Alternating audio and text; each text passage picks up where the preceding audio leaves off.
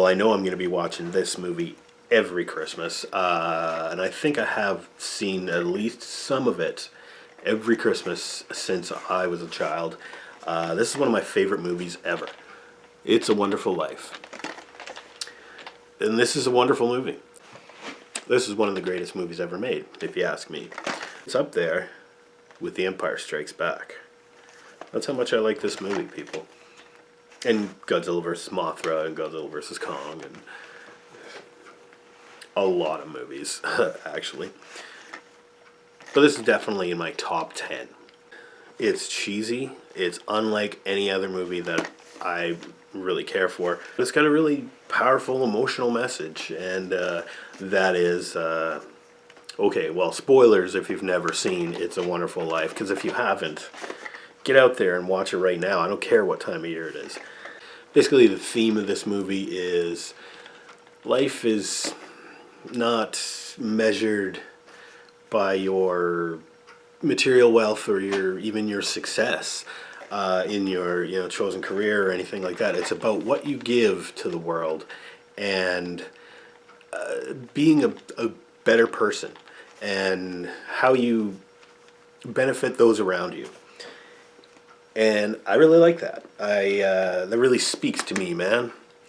It's about a man who they show us almost his entire life story to get to the third act, and how he kind of gets in some financial trouble through no fault of his own, and some bad circumstances just turn the world upside down for him, and he gets very desperate and contemplates suicide.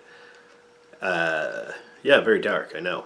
So his guardian angel comes along and shows him what life would be like for all the people around him if he weren't in it, if he weren't in their lives. And basically what the world would be like if he had never been born. Now, it's kind of tragic, and it's like, sometimes you don't think about like all the good that you've done in the world, and how much you would, or how much people would actually miss you, and how much people around you care about you. And maybe in subtle ways, but we influence everybody else's lives around us, and the way that we live our lives is not just about us, it's about everybody. And so yeah, and at the end, of course, after he's had his visions of what the world would be like without him, then he is so happy to be back to it. He's like, I can't believe this is a wonderful life. It has been a wonderful life, and he sees the error of his ways, and losing his patience and giving up on everything, and he turns it around, runs downtown Bedford Falls, and Merry Christmas, Mr. Potter, and all that stuff, and it's heartwarming. It's funny. He is old, but some of the jokes still land. But it's really a cultural snapshot too of like post-war America and pre-war America. But yeah, and then at the end, he's in the financial crisis, right? And he's accepted his fate, and he's like, okay, yeah, sure, send me to jail, I don't care. Then all the neighborhood, the whole town, shows up at his door and contributes money to get him out of trouble, to basically salvage his situation. And it's like, to George Bailey, the richest man in town, and they all throw money in a big basket or whatever on the table and in their living room, and everybody lines up, and then it's Christmas Eve, right? And everybody's all singing Christmas carols, and they're even the bank examiner that came with a warrant for his arrest, even he digs into his wallet and throws some money in there, because he sees just how good a person George Bailey actually is. And I'm not gonna lie, I always wish someday that would happen to me. All my neighbors come in and, I put a basket on the table and they all come in and go, oh, here you go, you're a good person, we'll give you a whole bunch of money and you never need to worry about anything. And, so it's a little unrealistic in that way. Because that would never that would never happen in the 21st century. I'm sorry.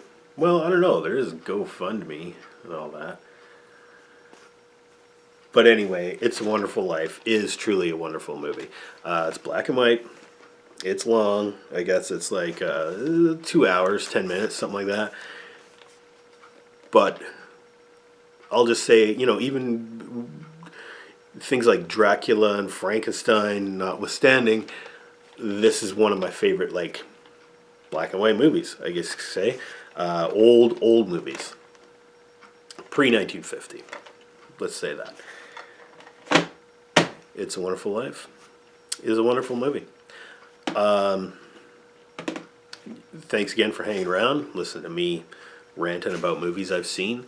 A lot of these are pretty unscripted, and this is just how I feel. I don't do a lot of research other than watching the film. I don't write a script because I don't feel that I get the full meaning,